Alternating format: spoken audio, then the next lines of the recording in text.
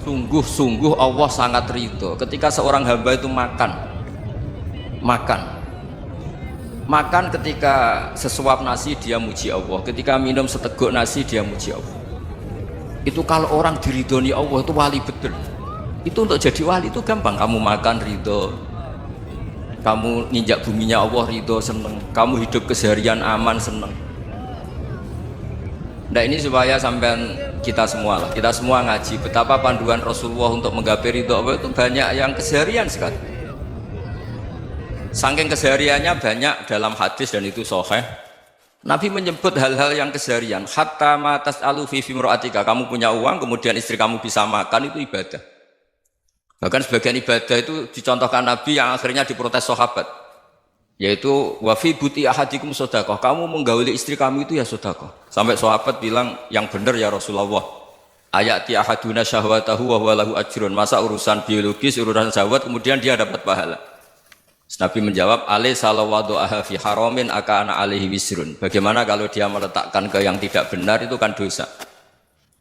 Nah, hal-hal seperti ini yang saya ingin teman-teman semua, saya juga agak ingin ngaji demi Anda, juga agak ingin. Itu dosa sekali ngaji kok pesanan kelompok tertentu itu enggak boleh.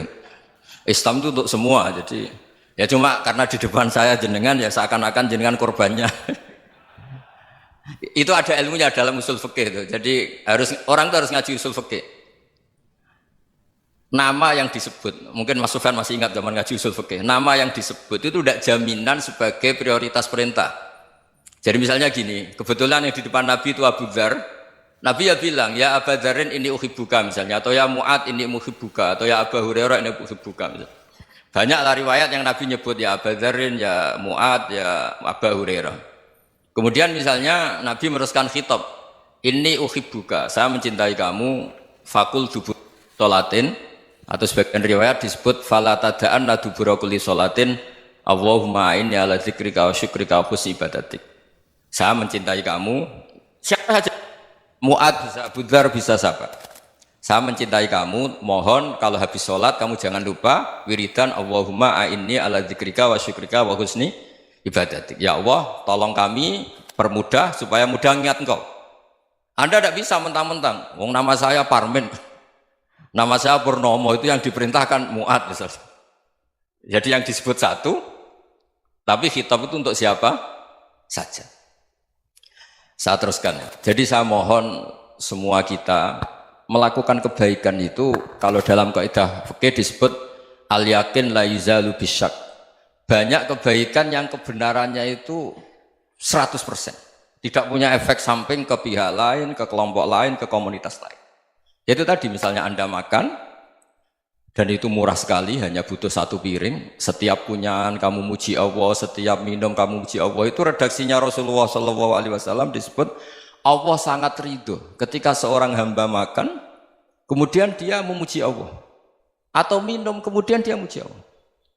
Logikanya gampang, negara seperti ini yang kamu harapkan bentuknya kayak apa, mertua, ipar, komunitas, tetangga, itu nyata terjadi itu kan belum pasti. Sementara yang mesti terjadi adalah kamu butuh makan, kalau tidak mati. Butuh minum, kalau tidak mati. Butuh bumi yang nyaman ditempati, kalau tidak kita juga mati. Sebab itu Allah kalau menyebut nikmatnya itu hal-hal yang keseharian. Alladzi at'amahum min ju'. Allah itu siapa? Allah itu yang menciptakan kamu bisa makan. Tidak berlebihan. Allah itu yang menciptakan kondisi sosial itu ideal. Zaman Nabi itu ya ada orang munafik. Orang-orang pilihan Allah itu juga diuji orang sekelilingnya yang macam-macam. Semua diuji sesuai konteks zaman dan waktu. Nah, tapi ada ibadah-ibadah yang selalu disarankan Nabi. Sampai Nabi itu pernah ditanya, ayul islami khairun ya Rasulullah, Islam terbaik itu gimana? Jawaban Nabi itu unik. It'amut to'am, Islam terbaik itu ya makan-makan, yang santai-santai. Ketika Allah menyebut beberapa kebaikan, falak tahamal aqobah, wa ma adrokan apa? Mal aqobah. Terusannya apa? Fakku rokobah. Terusannya apa? Au it'amun fi yaumin di masubah. Ya, itu acara makan-makan itu juga Islam. Kenapa? Ya bayangkan kalau tidak ada makanan, kita mati kan?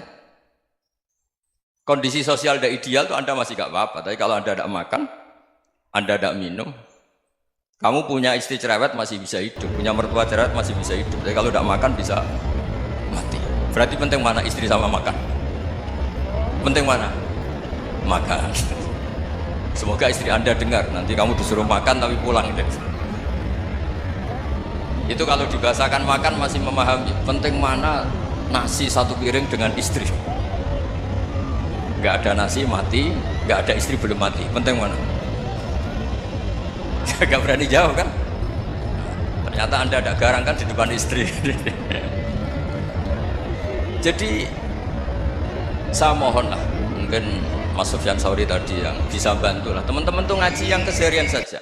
Karena kita nyari ridha Allah itu berdasar firman Allah. Dan firman Allah itu menyebut keseharian tuh riang, gampang.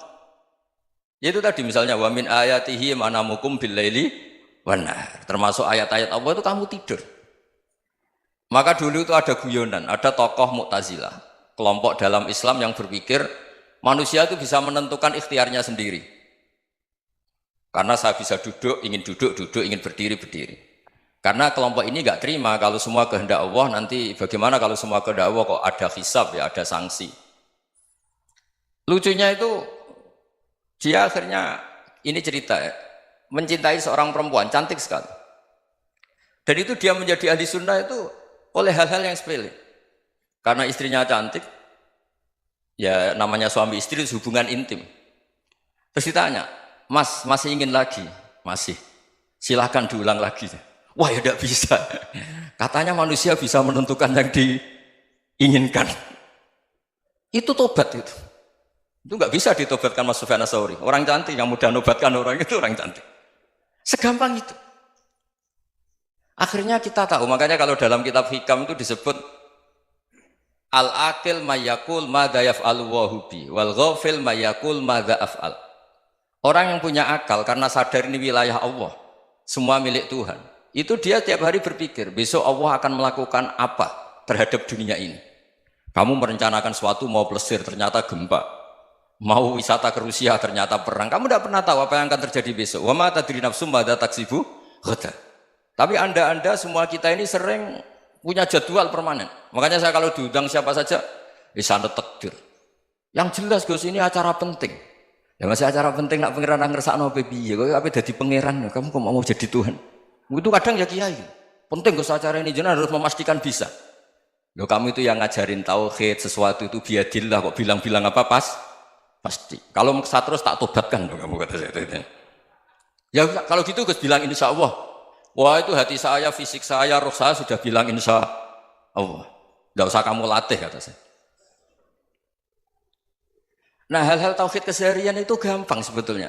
Wal ghafil yaqulu madza af'al. Tapi orang yang lupa Allah dia setiap hari bilang besok apa? Kita bisa melakukan apa? Seakan-akan dia itu aktor, dia penting, dia subjek permanen, dia.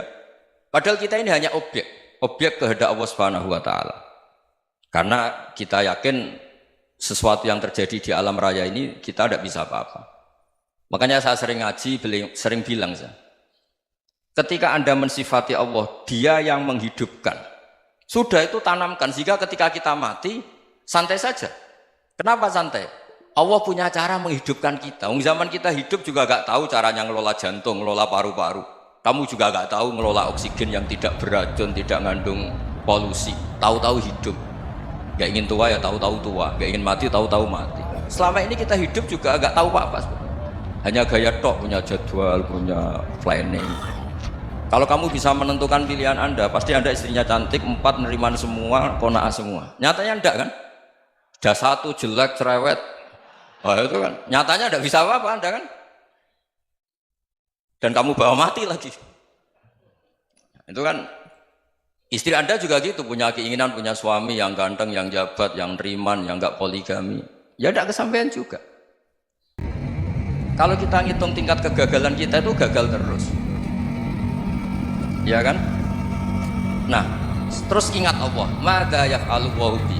Orang yang punya akal selalu berpikir Allah itu menghendaki apa terhadap saya. Dengan sama-sama orang lihat orang yang serius, itu kata Anda itu pemikir berat, serius, senang punya tokoh yang merengut tuh, karena kamu anggap serius. Tapi sebagian orang anggap orang yang serius itu wong merengut, wong masam, wong muka kok ditekuk. Jadi sama Itu hati ya muqallibal qulub tsabbit qalbi ala dini, karena kita nggak tahu cara berpikir kita tentang orang lain, tentang sekeliling kita. Misalnya kita orang baik yang jenis ngurmat fakir miskin, ada orang bangun masjid mewah itu janggal. Apa artinya masjid mewah kalau banyak orang kelaparan? Tapi kalau yang jenis pendidikan, apa artinya masjid mewah kalau tidak bisa ngaji? Nanti yang jenis infrastruktur, apa artinya ini kalau semuanya punya sudut pandang yang berbeda-beda. Dan Islam mengapresiasi semua kebaikan. Tapi katakan semua kebaikan itu adalah kehendak Allah Subhanahu wa taala. Karena apapun baik Anda itu pakai fasilitas yang diberikan oleh Allah Subhanahu wa taala. Sehingga ini yang disebut qulillah tsumadarhum fi khawdihim yal'ab. Ya kembali tadi ke tema-tema bahwa keseharian Anda ini sudah Islami. Saat Anda tidak bisa melakukan apa saja. Saya sering ada jenazah, biasanya kalau tetangga meninggal saya sering disuruh ngelepas. Saya bilang orang ini baik karena sering ngelamun di rumah, sering nganggur di rumah. Ditanya sama anaknya, kenapa Gus nganggur baik? Ya kalau dia nganggur artinya juga agak berbuat sesuatu yang maksiat kan? Ya kan? Orang nganggur di rumahnya ya tidak bunuh orang, tidak maling, tidak korupsi, ya namanya nganggur di rumah. Lah cuma istri cara pandang nganggur gak menghasilkan uang itu. Tapi juga gak menghasilkan kriminal kan? Jadi sebenarnya Islam itu makanya kalau sampai ngaji usul fikih itu ada kitab usul fikih namanya Lubul Usul, itu terkenal sekali di pesantren itu. Itu kalau ngapresiasi keseharian itu luar biasa. Izma min mubahin illa wa yatahaqqaqu bihi tarku haramimma. Karena keseharian yang mubah saat Anda lakukan itu ada kehebatan yang luar biasa, yaitu meninggalkan haram. Makanya dulu banyak orang-orang alim ketemu temannya itu guyon sampai semalaman. Itu biasanya yang semangat Islam itu kiai kok tidak tahajud, kiai kok tidak witir. Orang yang sedang mapan uangnya banyak, malam itu tidak kelayaban itu sudah luar biasa. Melawan nafsu supaya tidak maksiat itu sudah luar biasa. Supaya lupa guyon sama temannya semalaman sampai subuh. Gejlok-gejlokan ngenang zaman miskin, zaman kuliah nggak jelas, zaman apa. Melihatnya jangan tarkut tahajud. Seperti ini meninggalkan tahajud, tapi meninggalkannya ini talkul muharramat. Jadi kayak apa hebatnya? Sehingga Imam Ghazali punya riwayat yang agak unik. Hatta takuna ibadatu akhiri hadil ummah iku an-naum. Sehingga suatu saat ibadah terbaik umat ini itu tidur. Itu kan riwayat kontroversi. Ketika Imam Ghazali ditanya, kenapa iya? Kenapa kamu mulai keluar dari rumah itu sudah banyak maksiat? Melihat perempuan yang enggak mahram, melihat fenomena. Tapi kalau kamu tidur itu enggak melihat apa-apa. Tapi juga kamu jangan menganggap tidur itu ibadah betul. Saatnya melakukan fardhu ain malah masih tidur. Tapi itu sudut pandang yang menjadikan kita Islam itu gampang. Jadi saat Anda tidak bisa aktivitas apa-apa, misalnya ada beberapa orang yang lumpuh. Lumpuh itu memang nggak bisa Jumatan, nggak bisa ibadah, tapi dia juga nggak bisa maksiat. Tidur itu memang Anda saat itu tidak bisa tahajud, tidak bisa witir, tapi saat itu ada zina, ada maling, tidak gosipkan orang, tidak bully orang, tidak menanamkan kebencian, tidak hasud. Sehingga tidur menurut Allah Ta'ala wa min ayatihi manamukum billaili apa? Wan-nahar. Karena di tidur itu selain ada unsur istirahat, jaga kestamina, juga ada unsur meninggalkan beberapa keburukan. Nah saya mohon ibadah yang keseharian ini kita jaga. Supaya kita semua baca ayat itu fasih. Fasih itu tertanam di hati. Allah itu siapa? Alladzi at'amahum min ju'i wa amanahum min khauf. Dan Allah kalau cerita di Quran itu anna subabnal ma'a subba thumma syaqaqnal ardhan wa syaqqa fa ambatna fiha habba wa inaba wa qadba wa zaituna wa nakhla wa hada'iqa hulba. Kamu tahu saya ini siapa, kata Allah? Saya ini adalah Tuhan yang menurunkan air, kemudian ada tanaman banyak. Habba wa inaba wa qadba, ada zaitun, ada tin, kalau orang Jawa mungkin ada tela, ada padi, ada mangga, ada pisang. Sudah. Wa inaba wa zaituna wa nakhla wa hada'iqa hulba. Ada perkebunan yang lebat. Tujuannya apa? Mata Allahkum, silahkan kamu pakai, kamu nikmati. Tapi karena kadang kita ini punya ide-ide besar. Tadi untuk syukur saja nunggu punya istri riman, rumah baik, tetangga baik, komunitas baik, semuanya baik baru syukur. Lama-lama nanti ada di surga, syukurnya nunggu surga paling kelas A. Itu sudah ada yang menghuni Rasulullah, kamu nggak boleh di situ. Masa untuk syukur saja? Repotnya Masya Allah. Jadi mohonlah Quran yang kalau Anda hafalkan juz sama itu kan ada ayat-ayat yang kayak tadi. Ya, fal yang dzuril insanu ila ta'ami. Coba lihat Apa yang kamu makan ya? Dari mana? Dan untuk mempertahankan hidup kamu keseharian. Jadi jangan kira ibadah itu harus membentuk komunitas yang versi Anda. Ibadah itu harus hal yang mulu-mulu. Kesehariannya Anda alami. Loh ini saya tidak bikin-bikin. Saya ngaji bukan karena berdasar pesanan. Itu ayat yang saya bacakan betul ada ayatnya kan. Fal yang duril insanu ila ta'ami anna sobba penal ma'a sobba thumma syaqaqnal ardo syaqqa fa ambasna fiha habba wa inaba wa qadba wa zaituna wa nakhla wa hadaiqa gulba. Terusannya apa? Mata'al lakum, silakan kamu nikmati. Mata itu silakan kamu nikmati. Ya kayak sampean dikasih hidangan ya makan. Ya sudah makan. Habis makan ya minum. Habis itu ngantuk ya tidur. Ya sudah normal-normal saja. Kayak apa indahnya Islam. Tapi Anda mencari Islam yang gimana lagi? Nah itu yang diajarkan guru-guru kita, diajarkan sanad kita sampai Wali Songo, sampai Rasulullah SAW. Bahwa pada akhirnya ada jihad, ada perang. Itu dulu memang perang, bukan membunuh, beda. Dulu kita dijajah Belanda ya perang, dan itu normal karena kita dijajah. Jadi ketika orang lain ingin baik sama kita, wa in ahadum minal musyrikin astajaruka ya fa'jirhu hatta yasma'a kalam Allah. Kalau mereka ingin baik ya kita baik. Makanya ada istilah musta'man, mu'ahad. Kalau mereka ingin damai, berdampingan dengan kemajmukan ya itu yang lebih baik. Karena memang Islam menghormati proses perdamaian. Wa in janahu lis-salmi ya fajnah lah. Kalau ingin damai ya kita harus